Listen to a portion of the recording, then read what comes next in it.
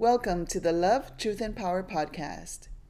In today's episode, a group of friends and I recently got together to explore the resilience of the color of love. We shared our vulnerabilities, our strengths, our fears, and concerns. We hope that through our stories, we find our shared humanity. Thank you for joining us on this journey to celebrate the resilience of the color of love. Let's get into it. So, thank you again for joining us for this second episode on Love, Truth, and Power as it relates to the color of love. And today I have the pleasure and honor to be in a beautiful space with Kim hosting us. And so I'm going to have each one of them just go around and tell their name and maybe how we know each other, how we're related to each other, and whatever else they want to share before we get into our conversation. You want to start? Sure. Thanks for having me here, or at least thanks for coming to me. Really nice. So Kim Lamite, and I'm a school psychologist by training, but I'm so proud of my MOM degree more than anything. I have two children in 23 and 24, boy and a girl, and I'm not sure what else I can share. Just, really excited to talk about the topic. It's just everything you said, I'm just eating it up. Like I'm watching you instead of participating. Actually, so I have to focus. Well, thank you for hosting us, Kim. Really, I really appreciate it. Thank you. And I'm Jennifer. Also a mom. I have 3 children, all 5 years apart. Didn't do that on purpose. It's God's plan. So one will be 25 in July. She's graduating from Emory with her master's in environmental studies. So yay! And it's environmental and epidemiology. She always corrects me. She wants that epi. She's like, epi, please. Yes. It's important. Yeah, she's like, I worked hard. Yes. Don't rob her of that. She's earned it. That's right. Yeah. And then baby girl, that's the middle child. She is 20. I always have to remind myself that she just turned 20 because she's still a baby to me. And then baby boy, he's 15. He turned 15 in January. So I have a lovely family. And then my husband of 25 years. And we've been in Virginia about 15 years. I'm Ashley. This is my mom. Y'all remember from the first episode. I'm a paralegal, and I'm also a mom. I have one 5-year-old son. Oh. And he's my world. So, to be, really honest with the audience, we were initially going to record this episode. It was scheduled to record. We didn't know that would be the day that the Chauvin case would be decided on, and so we had to reschedule it. And I think again, it was a collective decision to extend grace to each of us and our families to give us time to process it. But I think it's very relatable to the topic that we'll be talking about today. And just the different experiences of being married to a person of color and how we experience life, and also how it's very much a shared humanity, right? A shared experience, and then where we find support and what we need to do to ensure that we're taking care of ourselves in times like these, and so we'll just get right into the topic and just start discussing wherever you feel comfortable about how you process the Chauvin case, what you thought about it, what your thoughts were on it, and where you are today. So it was a lot. I think I saw a lot of people crying, in the response. Well, in the courtroom, it was celebration, exhale. And then in the when they showed people who had gone to the site where he was murdered, people were crying and weeping.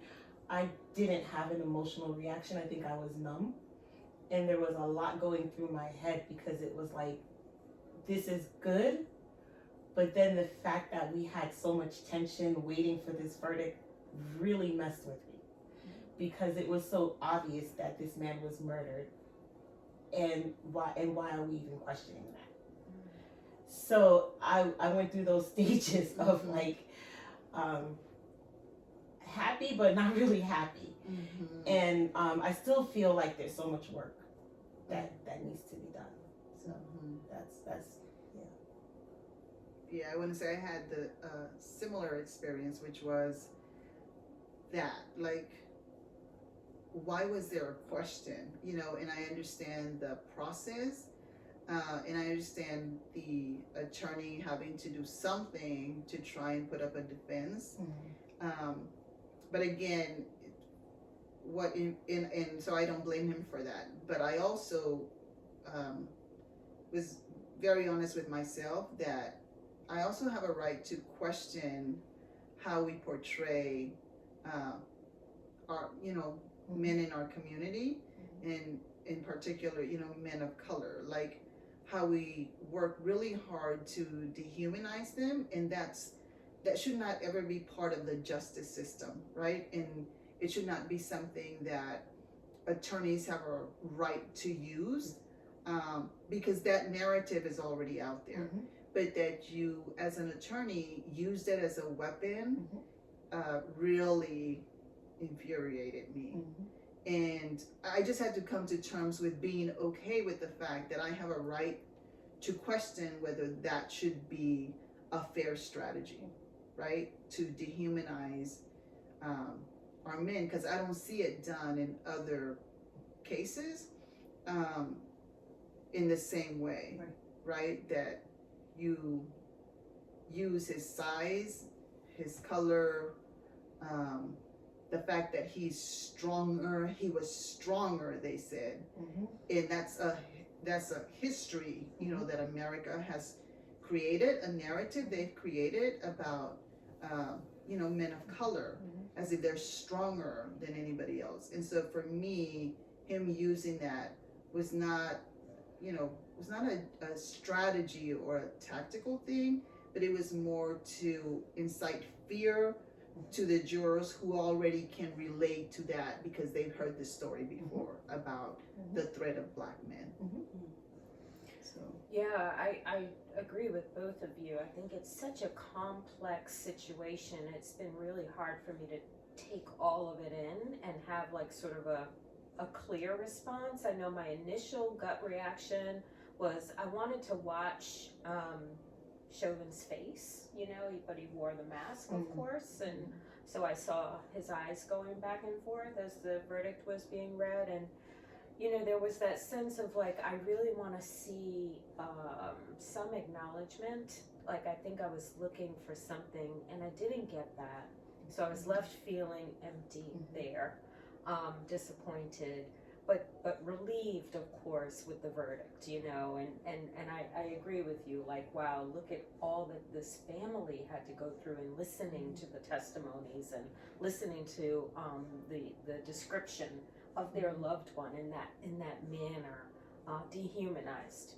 like he was a thing that was threatening, and his character was torn apart completely in the process, and for ridiculousness that the system had created those tactics and that training. And my dad was a police officer for 30 years, so I understand that they're trained to respond certain ways.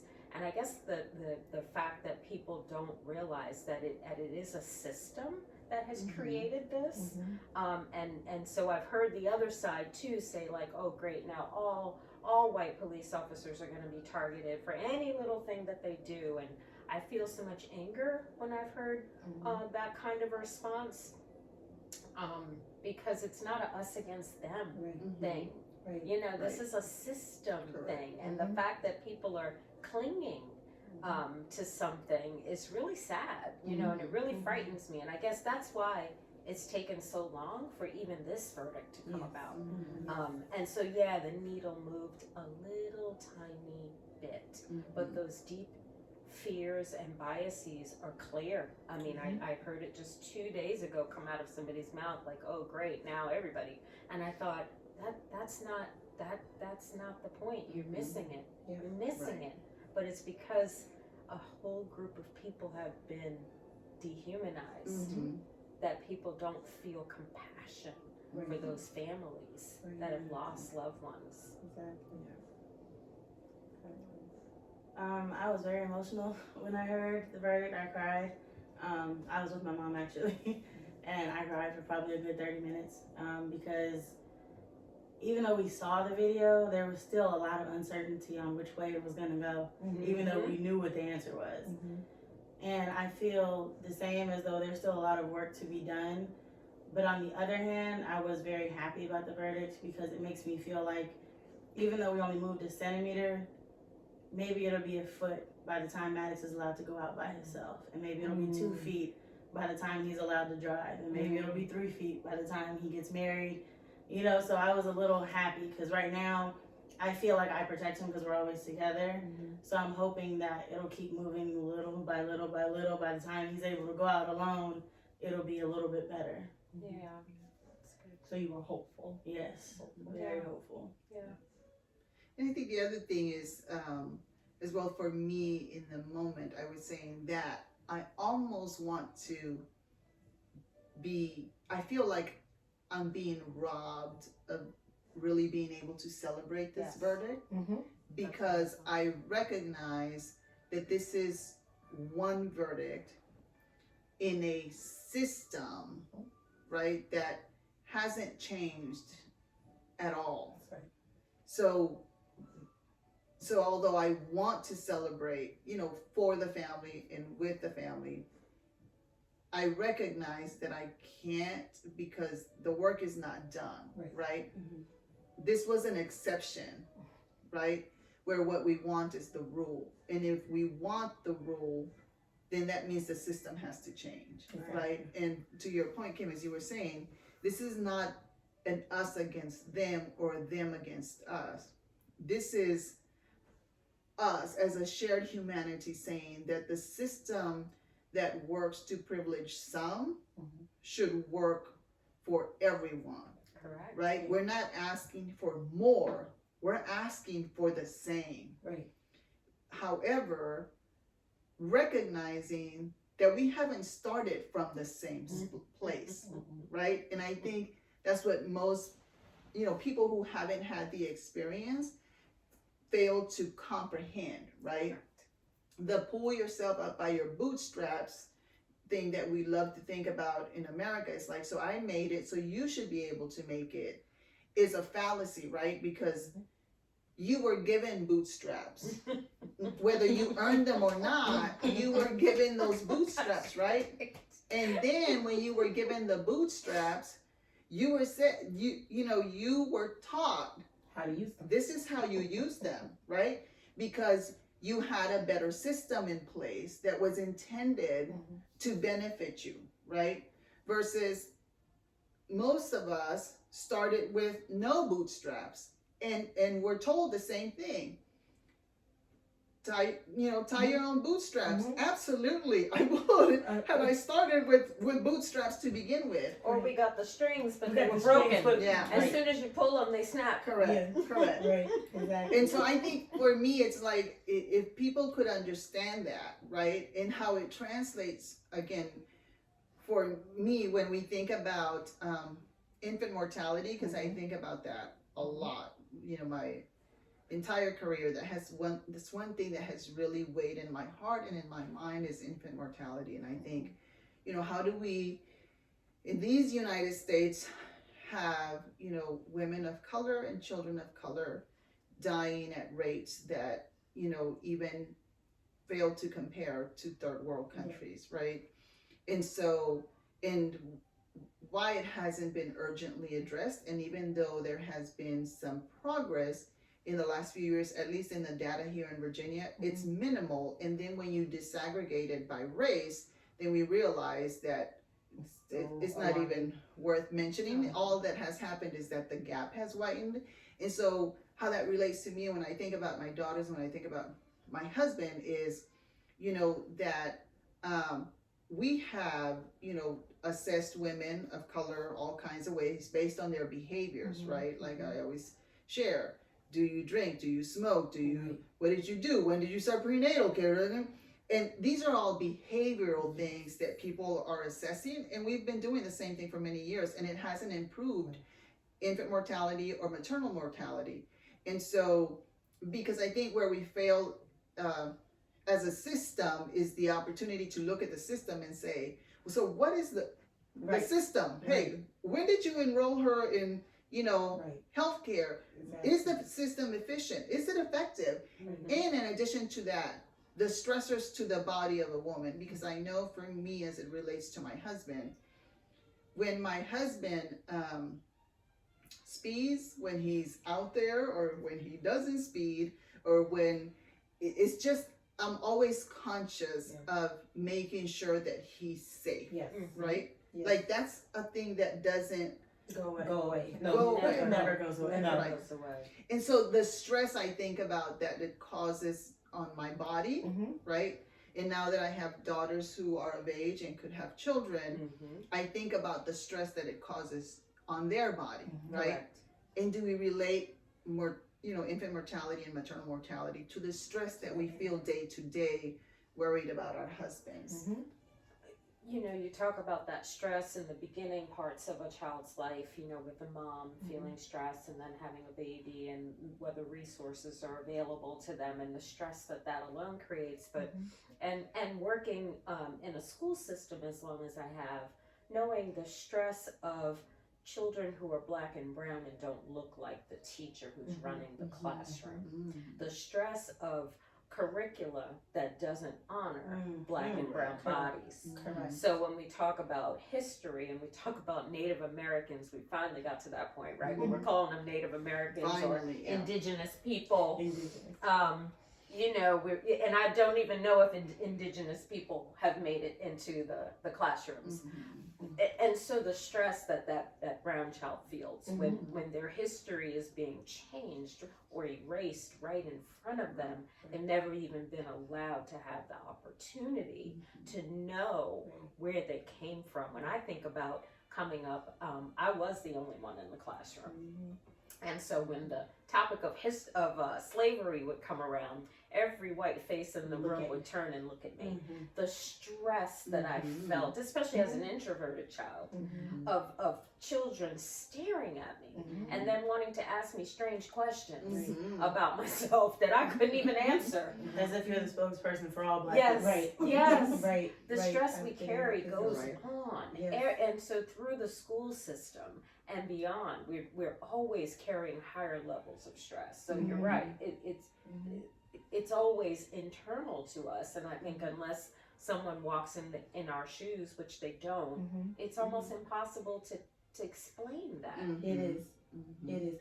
I think what was interesting for me, my husband and I, we watched the documentary. I think it's called Hidden Colors. And there was a part in the documentary that made him shiver, and it was the part where they talked about black families, black mothers not complimenting their sons. And he had such an emotional reaction to it because his mother never complimented him. She never said, you're good at this, I'm proud of you, you did this well. And the reality of that was, and he was born and raised in Jamaica, so we're talking about colonialism or imperialism all over the world and how black people are treated. The reality of that is if I brag about my son, someone might take it from me. Whether that means take his life, or find a reason to set him up for something and he ends up in jail. So I'm gonna encourage you, push you to do well in school, expect the best from you, but I'm never gonna tell you you're great. You will never hear that from me. And that broke my heart. That broke my heart. Actually, I'm trying to fight back tears right now because we should be able to compliment and encourage and lift our kids up and tell them, you're Muhammad Ali, you're the greatest, without being afraid that some jealous person is going to want to take their life because they're black, and you shouldn't think highly of yourself. Right. And many times even our own community, right? It's like, you're black. Right. Who do you think Right. you are? Correct. No, this And we is, don't And do if the you- same thing to other people. And right? think about even, we've seen it exaggerated in sports, the joy of celebrating, right? So when the guy gets to the end zone with the ball and he's having a dance and it's showboating. that's Who right. does he think he is? Correct. It's a team effort. Yeah. But our black joy and our brown joy, the way And our we creativity. celebrate, that we do. We change in the inflections in our voice and the way we use facial expressions and hand gestures and dance and movement Right. is all part of the celebration for Yes. us. Right. It is. Which brings me to the James Baldwin, The Price of the Ticket, right? Even now, as anyone who knows me knows, I'm not for inclusion, because inclusion, in my experience and in my career, hasn't worked. I have been that token person of color who has been included, but again, I am the token person, of color, because when it comes to informing policy or practice or anything like that, I'm still the only person in the room with a different view, right? And the power still remains with the majority. Right. And so whatever boardroom committee or anything that I'm a part of, I'm still the only person. And I realize that you don't really want to hear my ideas. I am there to be a token for you, right? So you have included me, And so right? you're gonna hear me. But you don't really intend for me to have a voice, which is what Correct. James Baldwin was talking about. Is the price of the ticket, as you were talking about the games and how we celebrate, is that what he was saying is, I want to include you. We want you guys to be part of our world, though. So you must conform to how we want to accept you, right? And this is what we find to be acceptable behavior. And you celebrating like that, that's showboating. And so the price of the ticket is that you get to play football, but you cannot celebrate like that. That's right. Right? That's right. Right. You can't take a knee. And Right, pray. correct. No. Because Right. somehow it's not prayer, it's disrespectful Right. to the flag. Excuse me. I mean, that blew my mind. Yeah. And then what hurt me is that so many Black Americans couldn't boycott the NFL. I mean, even in my own family, I had family members that were like, well, I have season tickets. I'm sorry. What's the price of the ticket? Right. Yes. To the price of our lives and our respect. Mm. Like, you do not need to be in the Patriots stand, watching this game. You need to be boycotting. Right.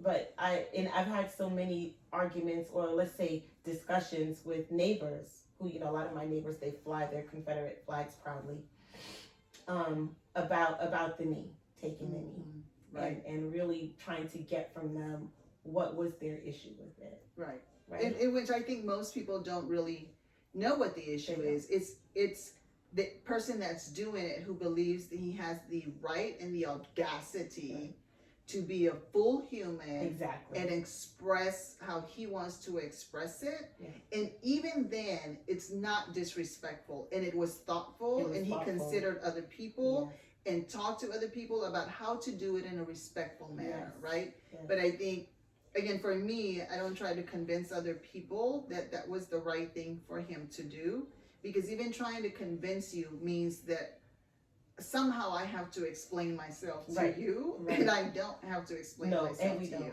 We don't. Right. Well, and I think there's this concept of patriotism. So when he took the knee, he all of a sudden became an expatriate, right? So when people stand what seems like against the flag, that's when many were like, oh, we shouldn't do that. However, we forget to, remember who wrote the Constitution.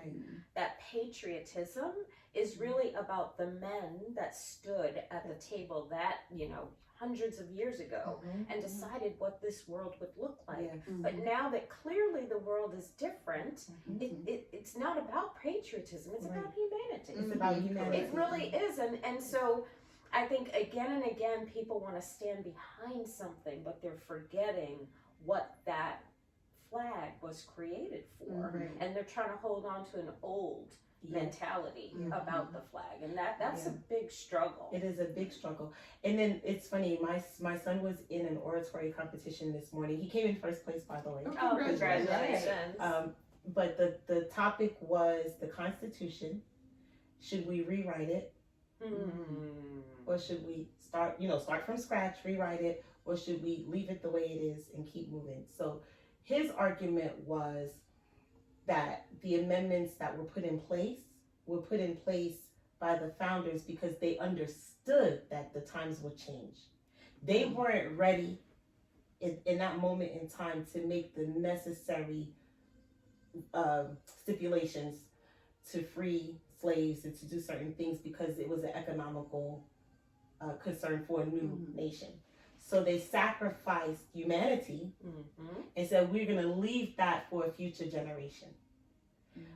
Which is why they created Article 5, so that amendments could take place as the culture and the times changed, because they knew that it would. Right? And back to the patriotism thing, for me, if this country was founded on Christian principles, taking a knee is a form of prayer.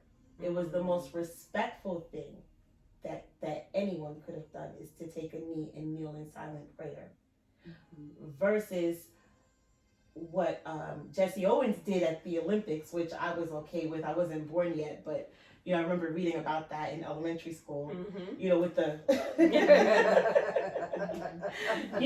now I can see how people would say, oh, that fist is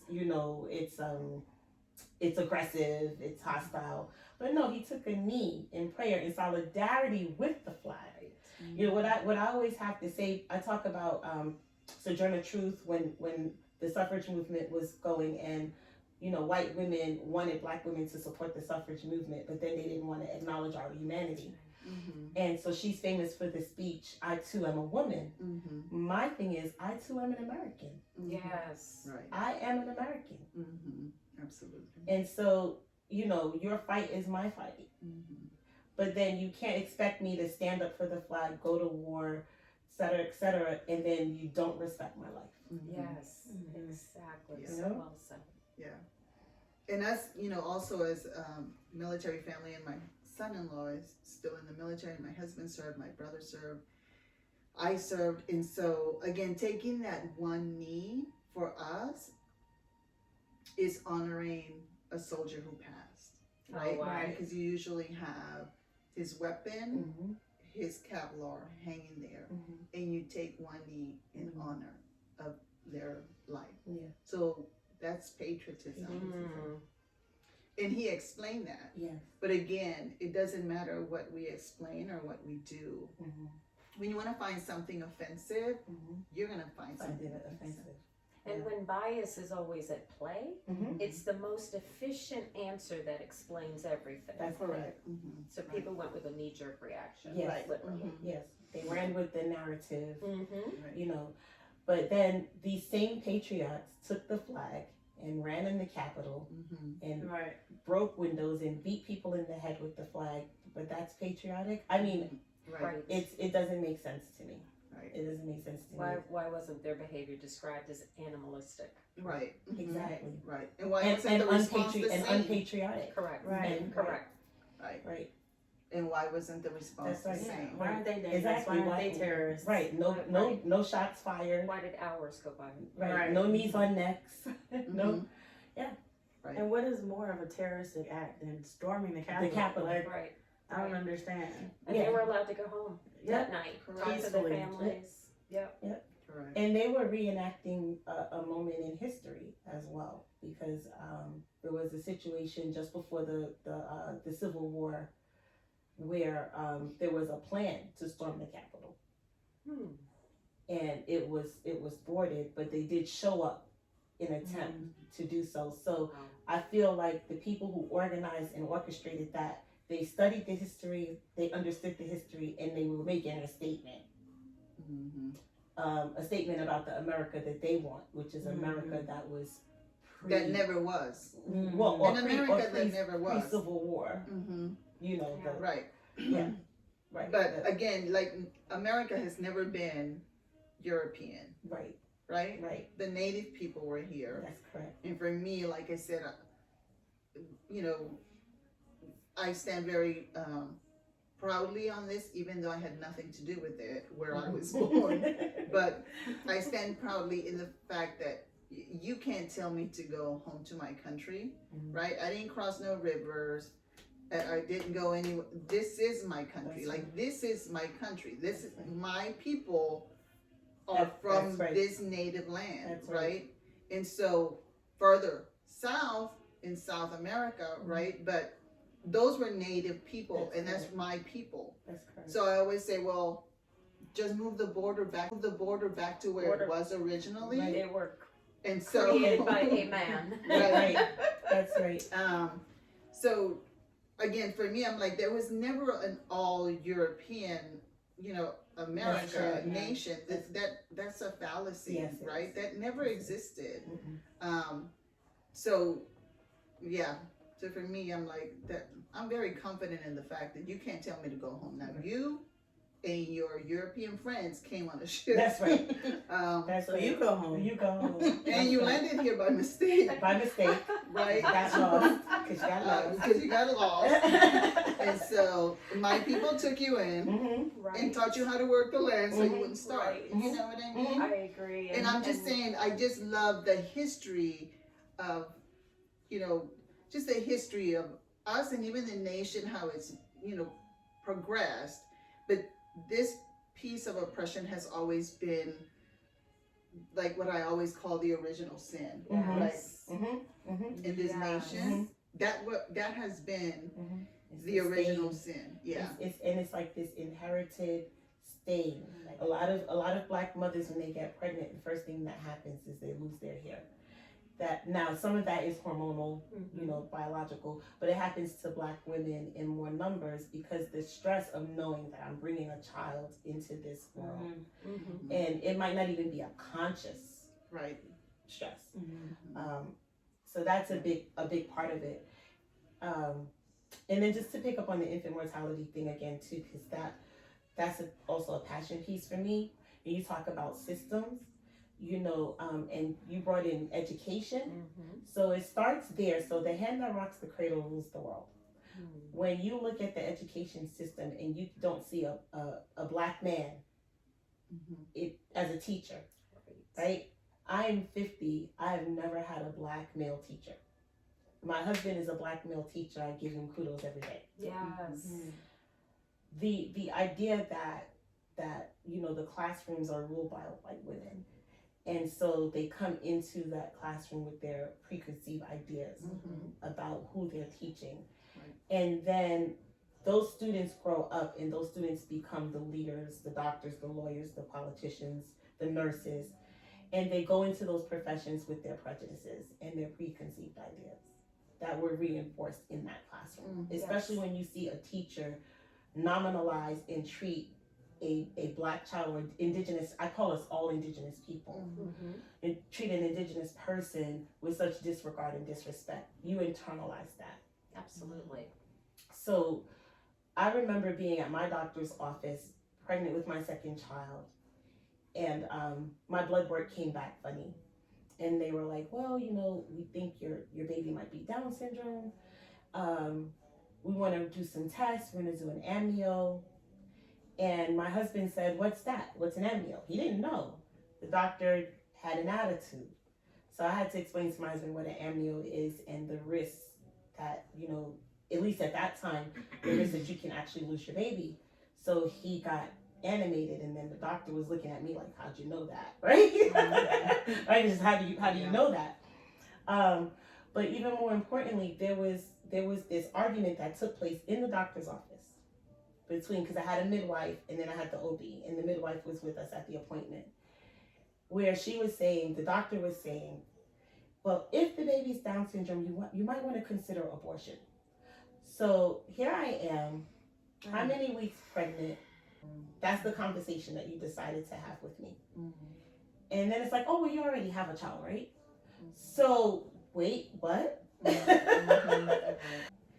It was just such a dramatic experience for me. I've never forgotten it. It's upsetting to listen to. It's upsetting. Yeah. And let me just add that in the other room was another mother, a Jewish mother, who had children stair-stepped, maybe 2 years to 18 months apart, on her 5th pregnancy.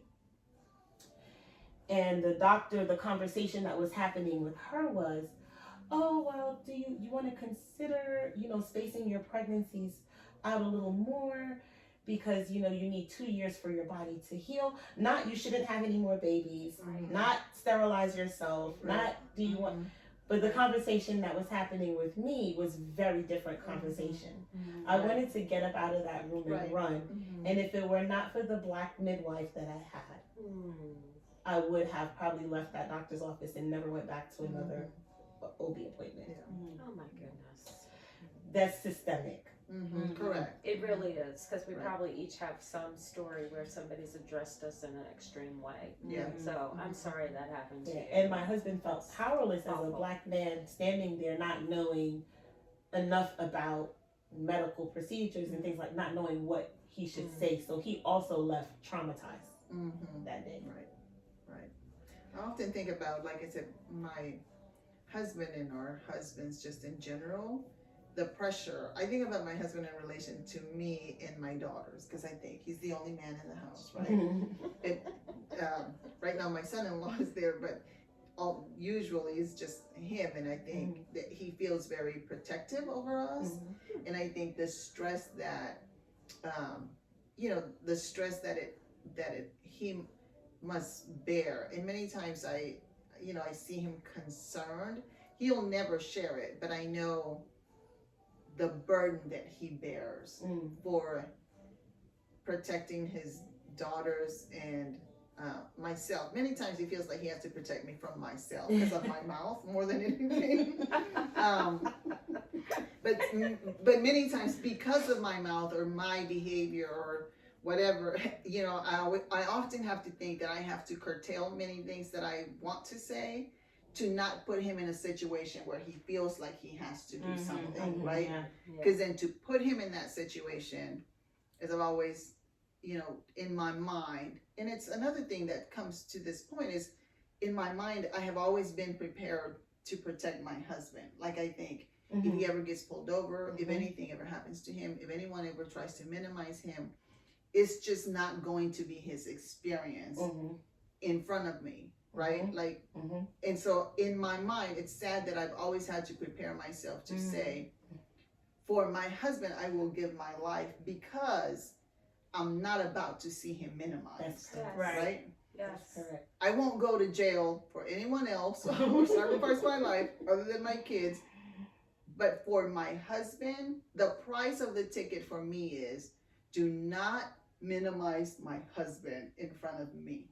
So Ruth, that brings to mind a really funny scenario. If you've ever watched the show Blackish. Yes. And so the wife fixes her husband a plate and walks it over to him, right?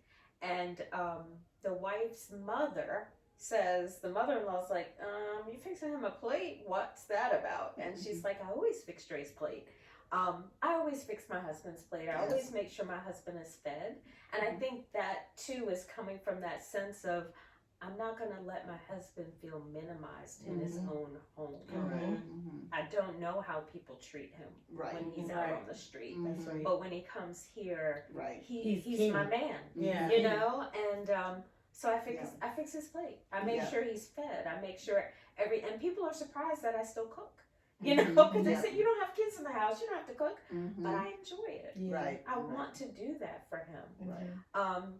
And so you're right. I think as in our relationships, we understand that our men have inherited this unfortunate legacy of not being enough. Correct. My husband was told when he was in, junior high school, by a guidance counselor, that he should look at vocational tracks. That he would never, go to college. And when he graduated from medical school, my mother-in-law, who like you, Ruth, is not going to keep her mouth not keep her thoughts to herself. She was happy to send a copy of his degree and write her a very kind letter. That's right. I say kind. That's right. To let her know, you don't underestimate my child. That's right. You don't say those things to any child. To anybody's child. to anybody's child. You know, guidance counselors often overstep or understep. They either do like what you said, you know, underestimate someone's potential, or they don't give the support that they could give because they only give that support to the students that they think has potential. Right. Bias. And that bias. And so that's another systemic piece for the school system.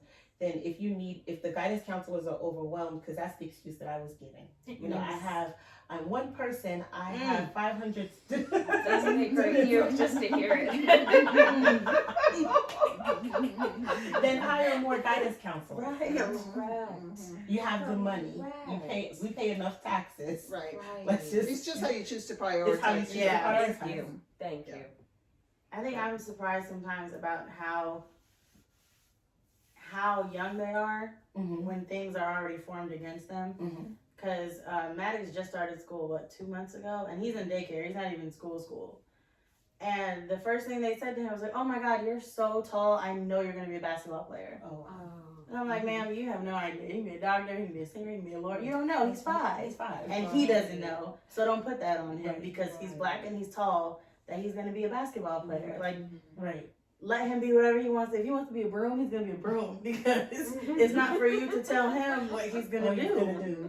That's right. Right. That's right. And also tying, you know, his physical appearance to his ability. Right. Which is another thing that, you know, people think like, oh, it's just a comment, but it isn't, right? No, it's not. In your conscious or subconscious, you're tying his ability to his physical appearance and not to his capacity, right? Because you don't know his capacity. Exactly. You don't know him. Exactly. But yeah, I think there's a lot of that as well. The narrative for me is, again, many times, even like I say, even in our own culture and around our own people, we do the same thing to you know, to our children, to our spouses, to, you know, we limit their capacity based on our narrative, right? And because we are living in the same country, you know, that has privileged some over others. And so many times we're, like I said, more critical of our own people than even other people are of us, because it's you know, it's a narrative that America has created, and we live in this America the way that the narrative has been created, and many times we use that ourselves, right, to minimize each other. And so the other thing is, you know, for us this afternoon, or it feels like evening because it's cloudy, as it relates to our husbands, is, you know, that for most of, you know, my experience in relation to people in the church, in my home, in my job, I've been blessed to really have friends who have been married for a long time, right? And I think for me, that, you know, I often wonder, where is that narrative? Why don't we have more of that, like in Blackish, right? Right. Like, why does it have to be the housewives of somebody? Right. So dramatic and Well, why do we have terms like baby mama drama? correct. Yes. When I moved here, I was volunteering for an organization in Richmond. I won't say their name. So she introduced me to someone as Winston's baby's mama. And I was like, Oh, Jennifer. I was like, Oh my God, I'm scared of this crowd. wait a minute, what? What just happened? And this is, you are the director of a cultural education center. So I was like, wife. Right. Yeah, my son, he's at a daycare, and they had an issue, him and a girl, the other day, and she scratched him and whatever. And then I went in to talk to the teacher, and I'm like, well, we should have a meeting on Tuesday. And she was like, well, we can do it now. You're here now. And I'm like, okay, well, what about his dad? His dad wants to be here too. And she's like, oh, Maddox has a dad? Oh. Wow. Why wouldn't Maddox have a dad? Wow. Oh my gosh. Why would Maddox not have a dad? Why would you assume he doesn't have a dad? And she was like, hurts. yeah. And then she's like, okay, well, I guess, you know, give him time to travel. Why do you assume he lives somewhere else? Where does he live? He lives with me. We're married. He's my husband. And she's like, oh, I didn't realize you were married. You didn't? Because all the paperwork says that I'm married. Right. You didn't even look. You just assumed you saw a black girl and she can't be married, can't have a husband. Maddox can't have a dad. You have a pretty big ring on your finger. She must be blind. She didn't notice. Right. And even that, like, even the comment, why is it necessary, right? Right. Yeah. It's disrespectful. Yeah. Agreed. Is It it wasn't necessary? even necessary. Right. Unprofessional. No, they And make we get assumptions. approached in unprofessional ways. All Correct. the All the time. time. We get All- underestimated all every the- time. All Right. the time. Right. I mean, I could write a book. Yeah. The school across the street from where we live assumed that we rented the house because we couldn't possibly own it. My children have a full head of African hair. We're in Macy's one day shopping. My son has his afro out. Older woman approaches him, puts her hand in his hair and grabs his, like, literally, oh my God, your hair's so beautiful. And it took everything in my being not to snatch her. Right. Because then I would have been an angry I would Angry have had black a charge. woman. Mm-hmm. Angry black woman. But how dare you? Mhm. I would not walk up to your child Mhm. And and touch put them. my hand in their hair or touch them, period. Ooh. Mhm. Right? Right. How Right. dare you? And the Mhm. price we pay is we have to be calm. Exactly. We have to Correct. be professional. Exactly. every time. Correct. Because I wanted to ask that, like, And do your to kids have a father? Right, exactly. And to rein ourselves in while you disrespect my child. Right. Mhm. Right. Right. You know? But the narrative. Right. And you know, I'm getting to that age where I feel like I don't need to hold my tongue back anymore. Because I think I would have said, excuse me, do you have a father? Right.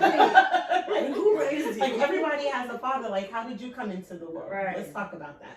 I just have to address the thing of I'm getting to the age. It's funny because I hear that a lot, probably because of the age group that I'm in. And I'm like, I find that so interesting that people are getting there. My And you've whole always life been has there. always been there. So what does that feel like to get there and really just be able to say what you want? Where Very you've been liberating. saying it all the time. Very liberating. Yeah, I'm like, how much worse is it going to get for you, Ruth? That's funny. It's very My liberating. husband says he's gotten into this thing calling me, what does he say? Mouth almighty, tongue everlasting. That's Oh, I love it. I love it. I love it. That's I love it. perfect. Oh my goodness. Yes, yeah. That's good. Just, it's, again, we're talking about my husband is like, just I just think the capacity for him to be a protector in this world, Mhm. to, have the confidence that he has. Again, it's not overbearing, but I'm saying to just be as confident as he is, knowing the things that he's burdened with Mhm. that are different from other people, Yes. like the things where you don't belong, Mhm. where even though we've arrived, we still don't belong. Yeah. Yes. You know what Yeah. I mean? Agreed. Agreed. And just, sometimes when I reflect on him and I think, how more can I honor you, right? Mhm. Because Mhm. it is a different experience for you. And like you said you've been married 25 years. We've been married 32 years, I want to say. I hope I got it right.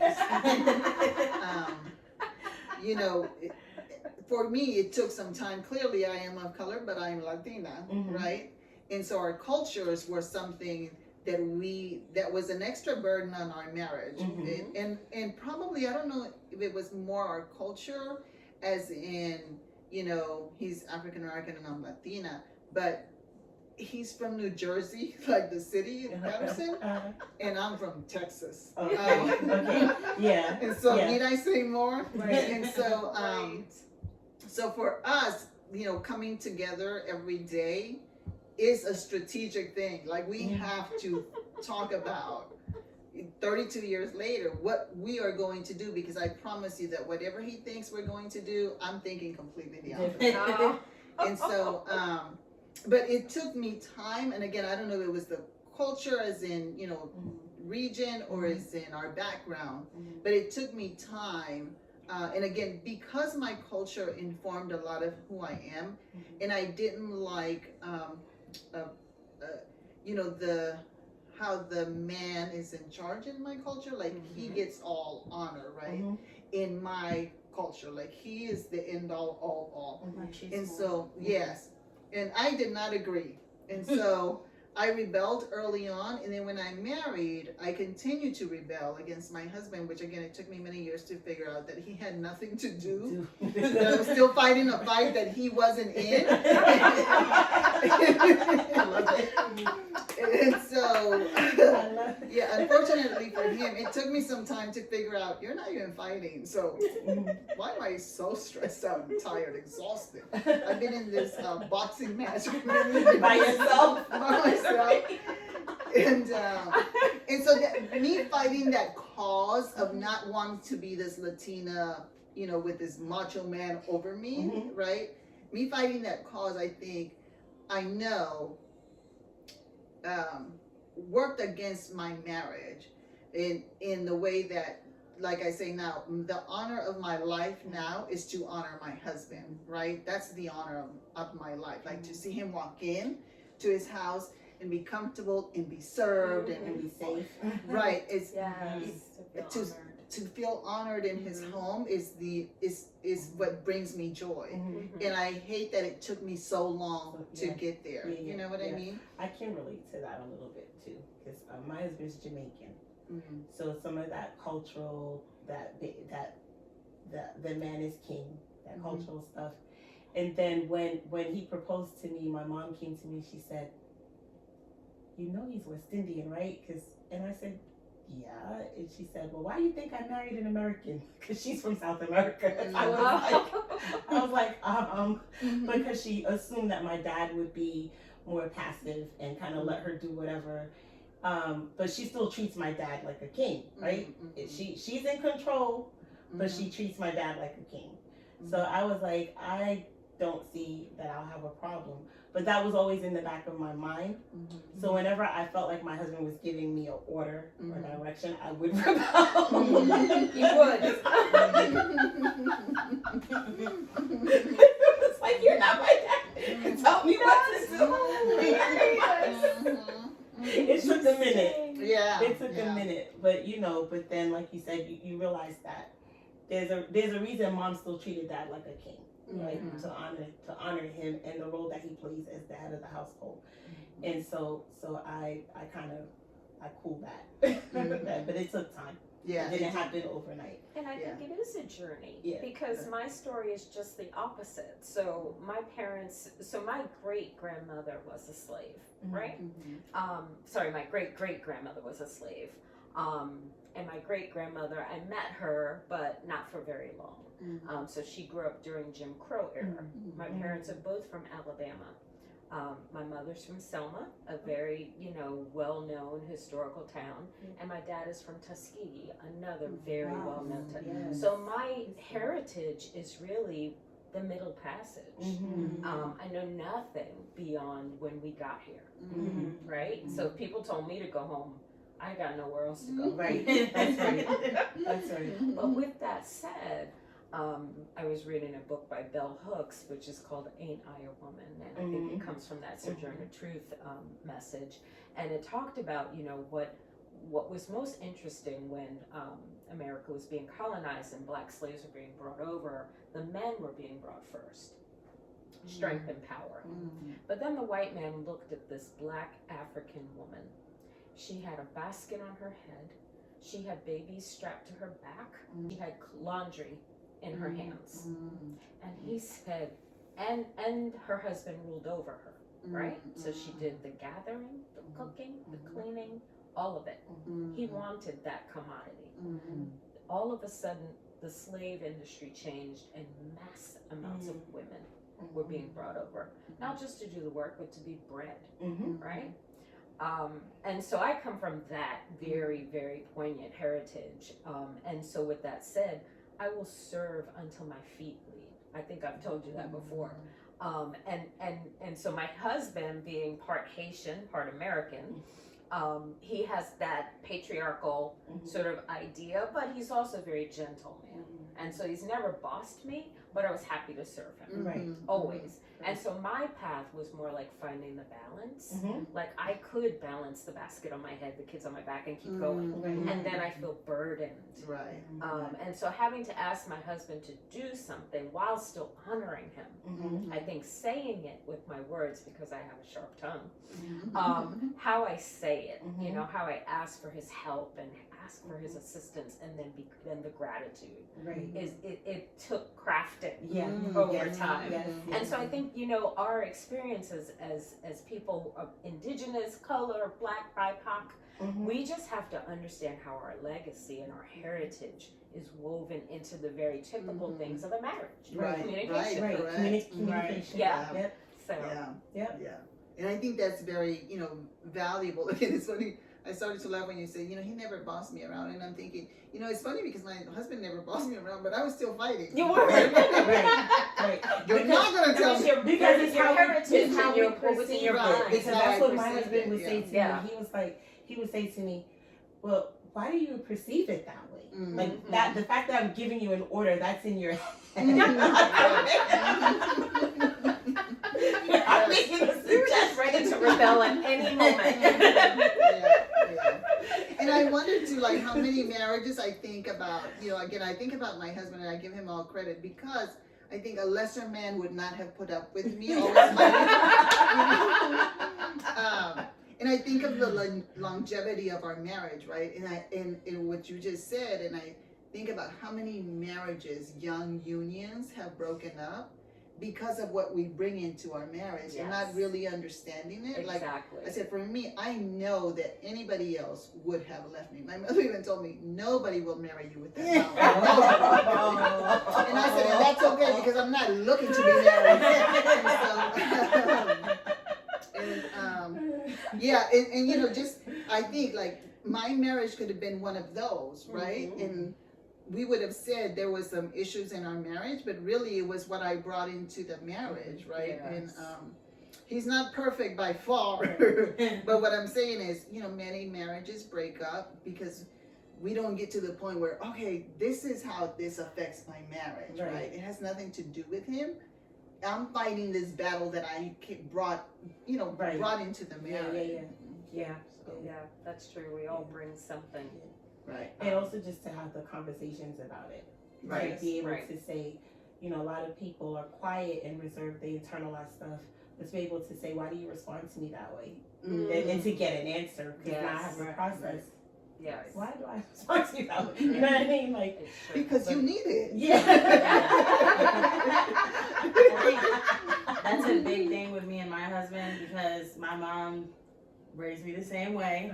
That you don't need a man for anything, don't let him tell you what to do, whatever. And then around the time that I got engaged, when I was like 25, 26, then she found God and was in the church and started telling me something completely different.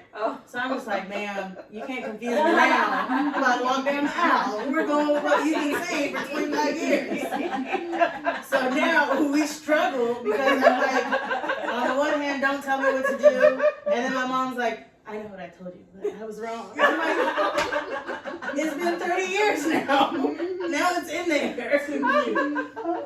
So now we have to talk about everything because I'm like, I had it one way in my mind. So if I sound crazy, just remind me that I sound crazy so I can think about it. How long have you been married at? It'll be 6 years in September. Oh, congratulations. Yeah. Congratulations. And again, his character is very much like my husband's. He's very laid back. Yeah. Very laid back, which I'm so grateful for because it's funny. I think about my daughter, what my mother thinks about me. I don't know who will put up with me. I think what my mom was associating as American really was just my dad is laid back, and she just associated because he lets her. She runs things. It's the show, but like I said, she makes sure, like you said, she cooks, she feeds him, she treats him like a king.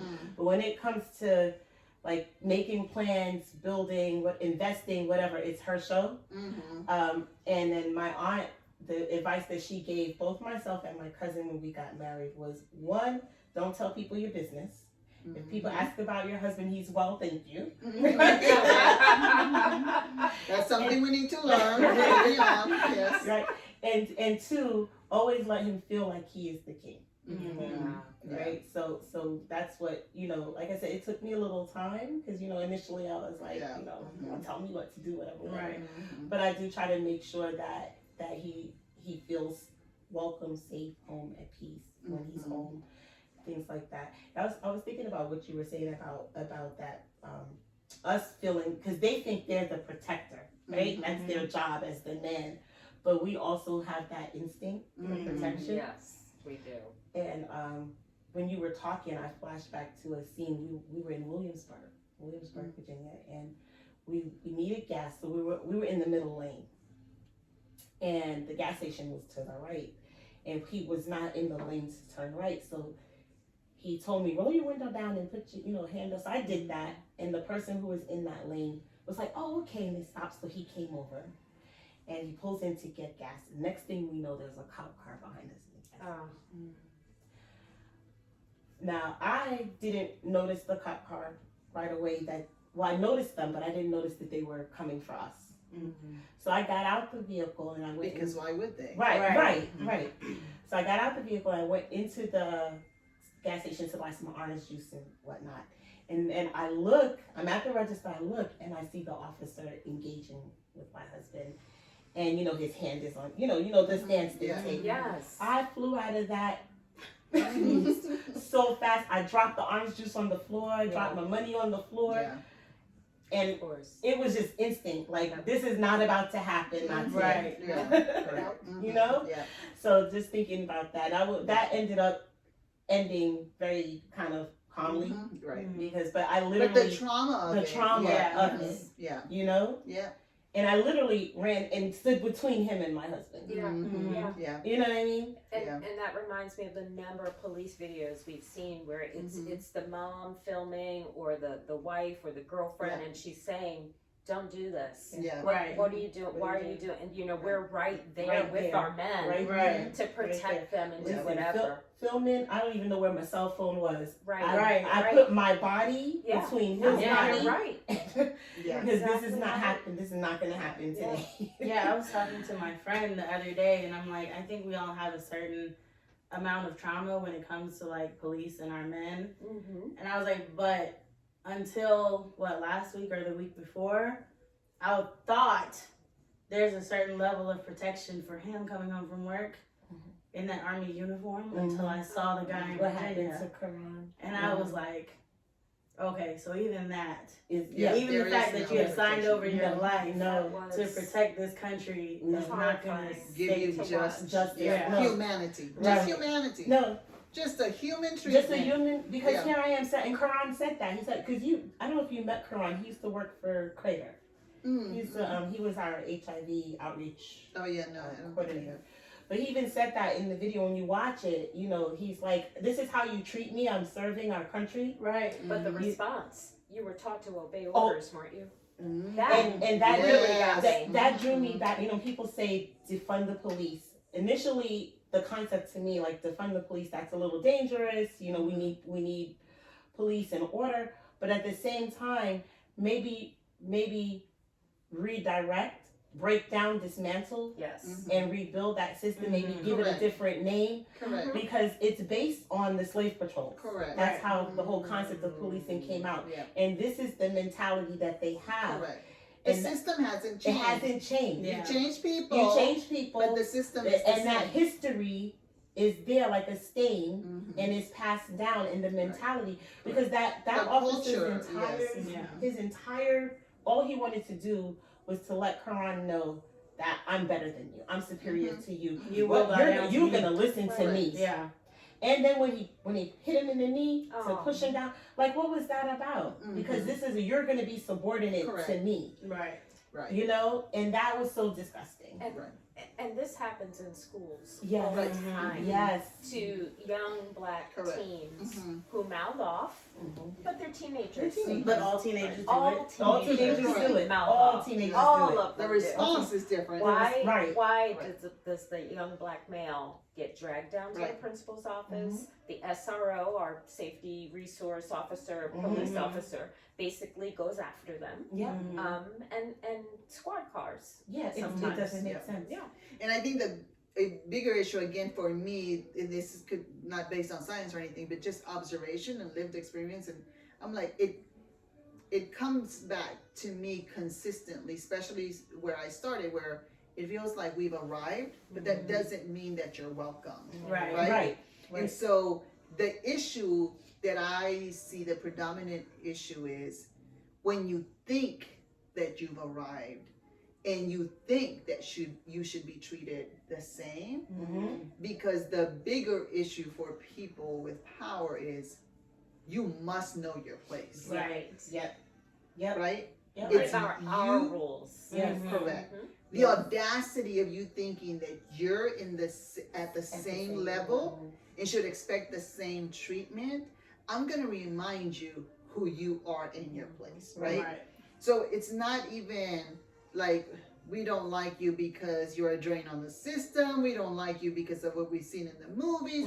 We don't like, no, I don't like you because you want to be at the same level that I am and expect the same humanity that I do on this earth. And you must be reminded, and those are the interactions that I see in the recordings and the videos, is you must be reminded of your position as it relates to me in this world. Your position underneath me. Correct. That's why. Correct. Yep. You know, and that's the narrative that needs to change. That concept that one human being is better than another. This caste system. Right. And that's not too much to ask. It's not not too much to ask for our families, for our husbands. Again, for me, it's about finding our shared humanity, right? It's our shared humanity. This fallacy of race or color, we all see color. I don't want to be samed. Please see me for my beautiful brownies. But for me, it's, don't say me. That's not what I'm going after. Don't say you don't see color, because then you're missing out on a beautiful life. Right. But we can live a shared humanity, right? I don't have to be better than you, and you don't have to be better than me. But we can share the space on equal level, which again takes me back to that inclusive stuff. At this point in my life, the one thing I have come to is you can never have my brown butt sitting on another committee or another board or another anything if you don't want to hear my brown mouth speak and influence policy and practice, right? I refuse to be your token brown person. Right? It's either you're going to, and again, for me, it's not about inclusion, because even that requires an invitation. And it's still your table. Right? We're coming together. If we're coming together, that means I have the same amount of voice, authority, can inform at the same level. You don't have to take all my ideas. Either I'm not that sensitive, right? But what I'm saying is, I don't want to be included at your table. We can come together. But then that means all of me. Right? Not. And the price of the ticket should not be I need to be quiet at the table. And I should not be the only one at the table. Exactly. My daughter turned down a job offer because of that. She the entire panel was Caucasian, and she asked them, and this is post George Floyd. She asked them in the interview what was their status on diversity, and did they have any systems in place to make sure that diversity was happening in their agency. And they were very honest. They were like, no, we haven't even thought about it. And she was just like, okay, thank you. And so I was saying to her, well, maybe you could be the person to change the culture. And then her friend jumped in and he was like, that's a cross to bear. He said, I'd rather go where I'm celebrated, not tolerated. And so we had this interaction about it. And I said, it's a good point, but somebody at some point in time was the person that broke that barrier. In some situations, someone was that cross barrier for all of us. But I understand that that doesn't have to be you. That you have to decide. And you also have to, I think when you're there, you understand the intentions. Are you hiring me right now because diversity, equity, and inclusion is a thing, and so I have to be your token person? Or are you hiring me because you really want what I bring to the table? You know what I mean? And I think that's what they were trying to express to her, but she was just uncomfortable. Right. Period. So even though they offered her the position, she declined. Mhm. So she's still looking. We'll keep her in prayer. Right. She Yeah. finds something. Yeah. Right. But it was. But it's just even awful interesting. that you have to feel like, am I going to be that Yeah. am I this, like in the classroom where we started, right? Mhm. The one that everybody's going to turn Right. around. Like, The representation for everything black. Right. Yeah. Right. And within our own communities, there's so much diversity. Mm-hmm. Right. Right. So there's no one representation for for what is black. What is Right. blackness. So just to wrap it up, I'm going to ask us a series of questions, for the audience. And I've really enjoyed the conversation. If it was just us, the world would be straight. So as it relates to love, truth, and power, right? When it comes to love, and it's, to your community, your spouse, your family, how do you define love within your relationship with your husband? Like, what's the one thing that you say, this is what love is for us in our home? What is most powerful about your relationship with your husband? Like, what is that thing that this is powerful in our marriage, and this is how we influence our community through it?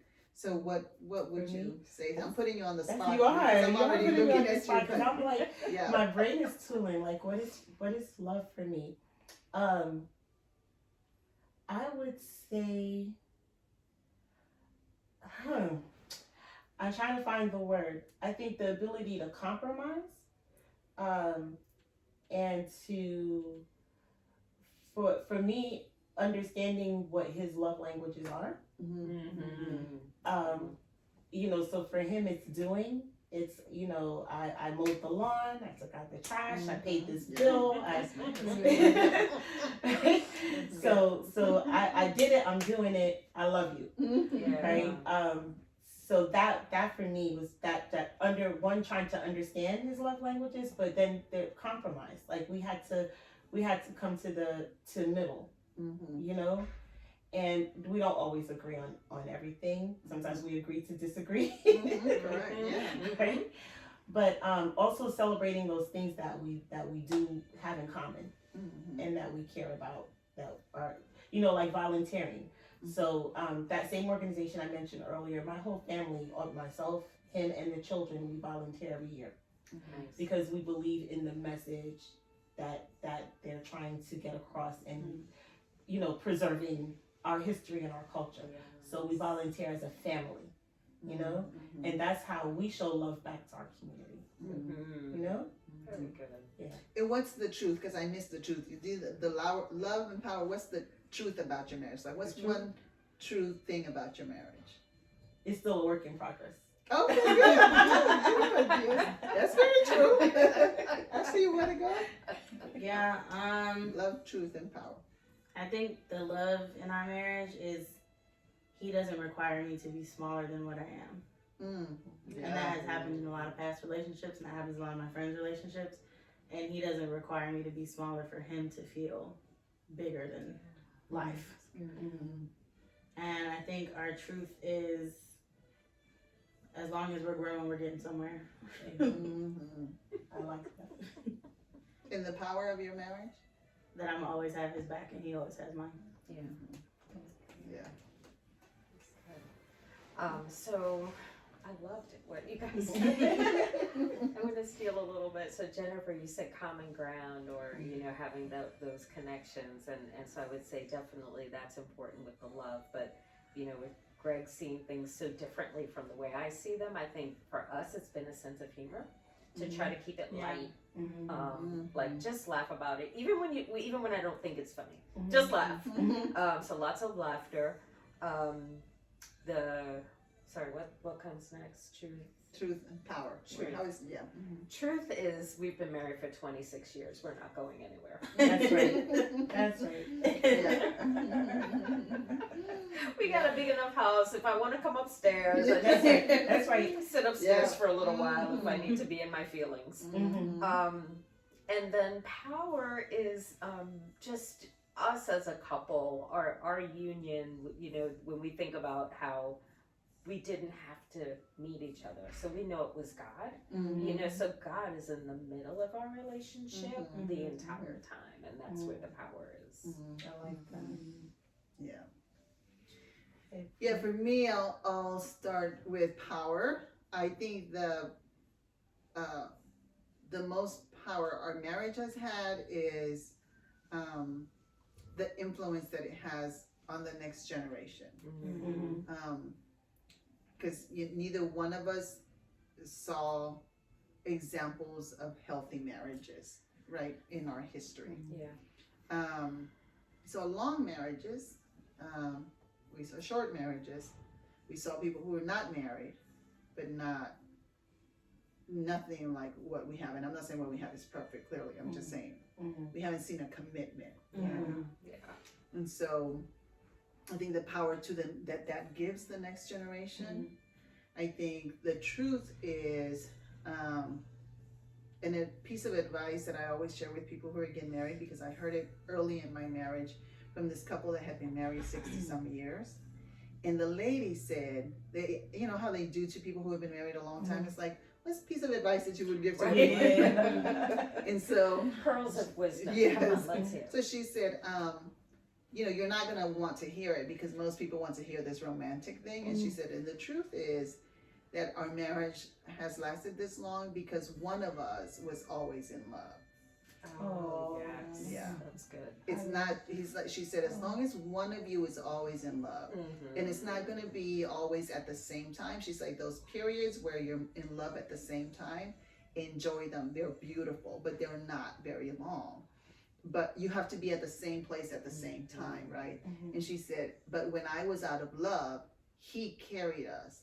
And when he was out of love, I carried the marriage forward. It's beautiful. That's Yeah. beautiful, and that's so real. That's honest. Yeah, and That's that's so honest. real. Yes. Yeah, I mean, yeah. And I'm like, Very. that was a pearl of wisdom for me. And that has been our truth, right? We haven't always been in love at the same time, but one of us always has been. And when we're in love at the same time, it is beautiful. Yeah. But it's not, you know, it's seasonal. So that's my truth. And then love for me, again, it took years to figure it out, but it's not what's best for Ruth or what's best for Daryl. It's what's best for us. And that to me is love. It's like, I'm not going to get my way and maybe you're not going to get your way. But as long as the us is winning, we're going to be winning. Yeah. So, thank you so much, ladies, Thank for all of you. it. This was great. This has And been it flowed really wonderful. well. So, thank you so much.